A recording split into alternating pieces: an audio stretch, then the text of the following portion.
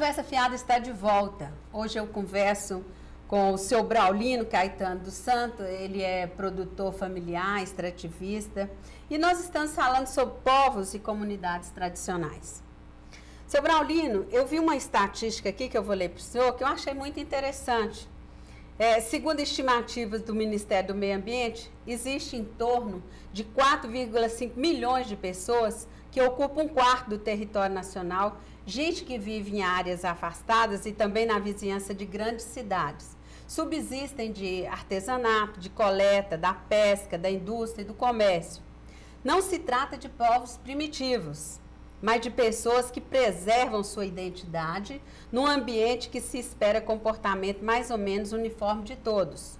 Só na Amazônia, para se ter uma ideia, nós temos 28 povos indígenas, 357 comunidades quilombolas, seringueiros, ribeirinhos e babaçoeiros.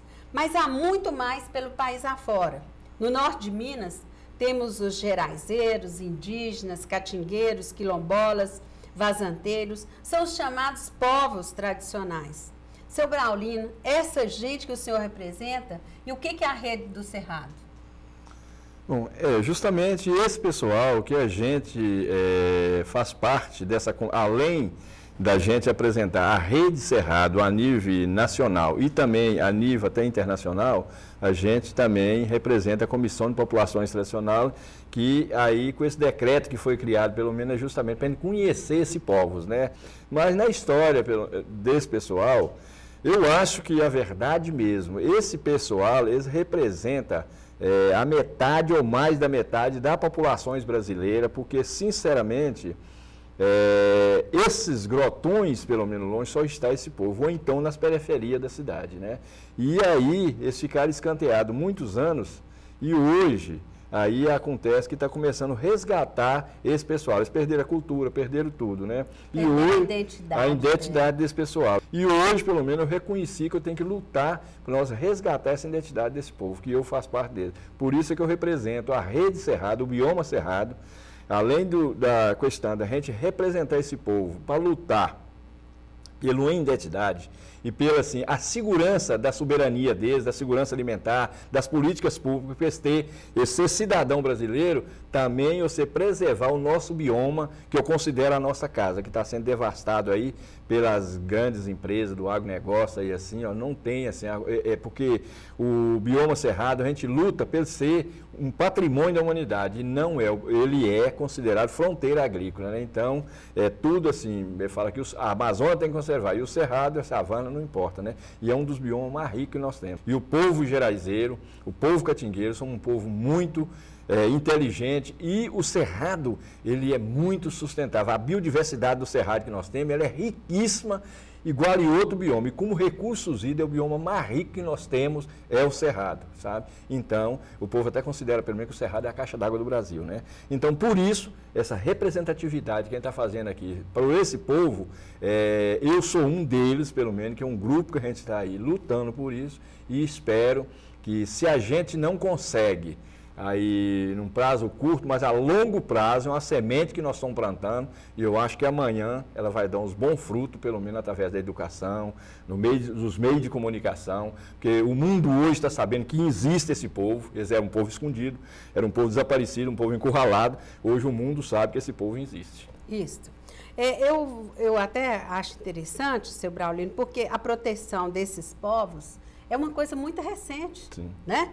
E eu vejo aqui pelos meus registros que foi com a Constituição de 1988, um fato tão recente, é que começou a preocupação em proteger esses povos, né?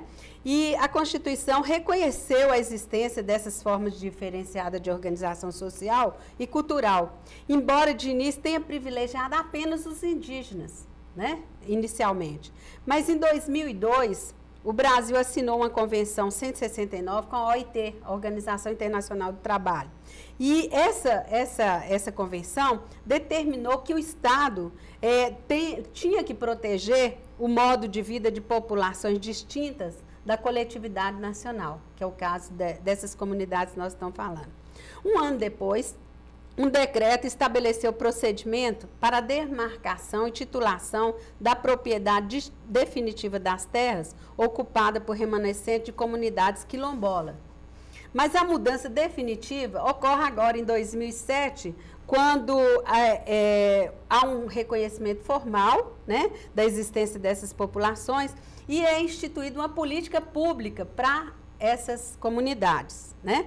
E essas políticas públicas, ela determina que sejam atendidas todos que percebem como culturalmente diferenciados e que possuam formas próprias de organização social e guardem conhecimento e práticas transmitidas de geração a geração.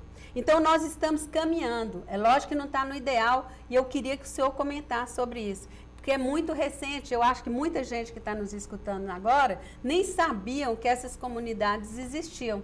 Então, eu queria que o senhor falasse dessa luta, se o que eu falei aqui em termos de organização, de benefícios ou mesmo de reconhecimento, elas estão acontecendo na realidade e como que elas estão chegando para essas comunidades. Desde 88, e antes, a mulher, e eu vou dar um exemplo muito rápido aqui, a mulher trabalhadora rural, ela não conseguia uma aposentadoria, não tinha um auxílio de doença, não tinha um salário de maternidade, não tinha nada disso em 88. A mulher só recebia uma pensão o dia que o marido morria. Mas essa parte, pelo menos, isso nós conseguimos, pelo menos. A questão das políticas públicas, pelo menos, da saúde, foi votado, melhorou bastante. E essa questão, hoje a mulher, pelo menos, trabalhadora rural, que nossas companheiras, pelo menos, com o marido vivo, ela tem o direito da aposentadoria, ela tem o direito do salário de maternidade, tem 4 meses, pelo menos, que ela recebe aquele direito, né? O auxílio de doença, por exemplo, se eu quebro a minha perna, eu fico 60 dias, eu tenho o direito de receber ele. Então, eu acho que esse avanço, na época da Constituição Federal, ele já foi um avanço e agora está complementando com o que a senhora está dizendo. Então, eu sou testemunha disso. Meu filho sofreu um acidente e ele estava com 16 para 17 anos. No ele sofreu um acidente, aquilo que eu lutei por ele, ele ficou 1 ano parado, recebendo o auxílio de doença como trabalhador rural. E, graças a Deus, por causa de uma luta que a gente tem passado. Então, eu confirmo justamente o que a senhora está dizendo, que dessa época para cá, a coisa é muito lenta, mas deu um avanço. Está avançando. Está avançando, né? Sim, senhora. Os povos e comunidades tradicionais, vazanteiros, geraizeiros, catingueiros, indígenas, eles estão reunidos em Montes Claros essa semana para o encontro. Eu queria que o senhor falasse para a gente o que vocês vão tratar nesse encontro. Olha, na verdade, é justamente assim... Porque, na verdade, o senhor reúne o pessoal para dar as notícias, porque o senhor faz parte de uma comissão nacional, né? Na verdade, nós temos uma comissão que é um colegiado, ela não é jurídica, mas nós temos uma comissão norte de Minas aqui, que é para justamente fortalecer essa luta, né? Qualquer programa que você discute aqui, para ele sair em nome dessa comissão, porque daqui, você tendo uma comissão, ela tem um respaldo político para você discutir qualquer coisa, através dos ministérios, de qualquer uma outra órgãos competentes lá em cima, qualquer um dos ministérios, né?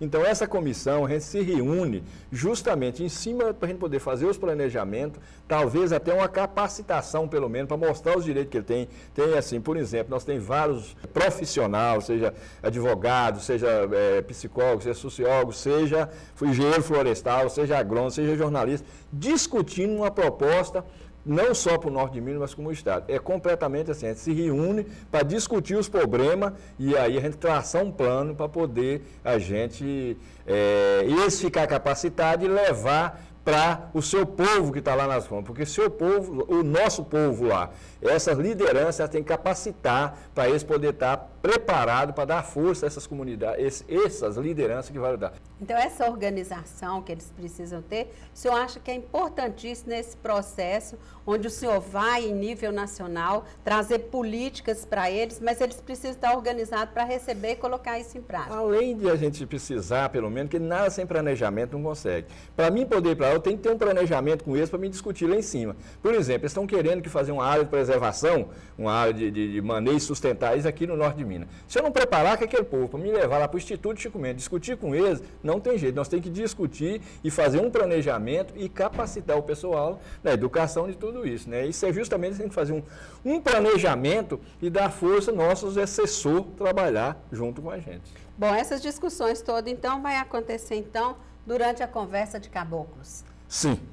né? Ela vai ser mais uma e vai ser uma continuidade para a gente poder fazer várias outras também. Mas essa aí é um ponto que a gente está reunindo justamente para poder discutir e mostrar que nós temos esse povo e tem uma comissão que está aí responsável por esse povo. Tá. Tem também um momento nesse encontro que é a exibição de um vídeo documentário Conversando com o Rio, que acontece, inclusive, paralelo com a programação do Psyu Poético, né? E esse documentário mostra exatamente a vivência do homem ribeirinho, né? Com o Rio São Francisco. O senhor poderia falar alguma coisa sobre esse vídeo? Eu acho que isso aí é uma parte de capacitação. Porque, na verdade, esse vídeo ele foi feito junto com o pessoal, porque tem uma política de mais de 300 anos, ou costume, mais de 300 anos, que o outro povo não conhecia. Então, foi feito um documento que você possa mostrar para os restantes das populações que eles possam dar o apoio a esse povo que está ali na Vazante, que somos um povo diferente, que eles vivem de conformidade do rio, eles vivem pelo rio.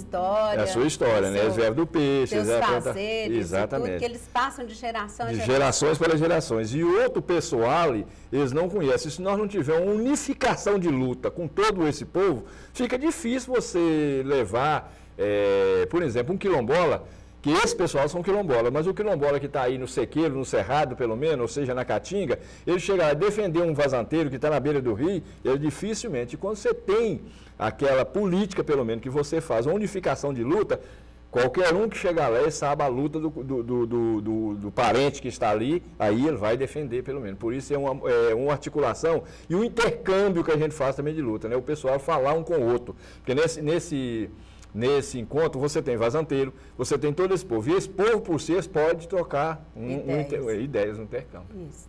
Bom, eu adorei falar com o senhor. Era um desejo meu conhecer sua história. Acho que é uma pessoa que tem feito a diferença aqui. E, assim, eu fico muito encantada, porque, assim, nosso desejo, meu e de várias pessoas, é que os povos e comunidades tradicionais sejam realmente protegidos.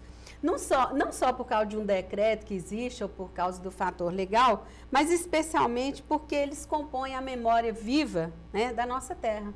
Né? Então, eu queria desejar todo sucesso para o senhor e nesse encontro também, e que essas comunidades se reencontrem, né, com suas tradições e tudo mais, para fazer cada vez melhor esse povo brasileiro. Muito obrigado, eu que agradeço. Uma coisa que é bom a gente só referir, que a cultura que esse povo norte-mineiro tem é rica demais. Se a gente avaliar pelo menos assim, o costume da cultura desse povo, elas são riquíssimas. Então isso é uma coisa que a gente tem, que é muito interessante você preservar também essa cultura. E quando esse povo se esparrama, aí eles perdem sua identidade e sua cultura.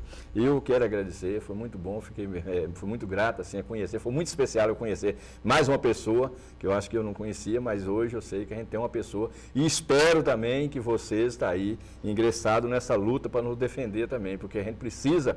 O meio de comunicação é a coisa mais interessante, porque diz que a arma do negócio, né, é a questão da comunicação. Né? Eu acho que isso é muito interessante. Eu quero agradecer muito também esse momento que a gente teve aqui, não que não fica só hoje, que a gente pode bater mais outros papos aqui. Né? Isso. Como é que é? Falando... Conversa fiada. A conversa fiada. Eu achei que a conversa foi muito boa, né? Então, foi até paga, não foi fiada. Então tá, muito obrigada. Eu que agradeço. Nós agradecemos a audiência e eu aguardo você em nosso próximo programa.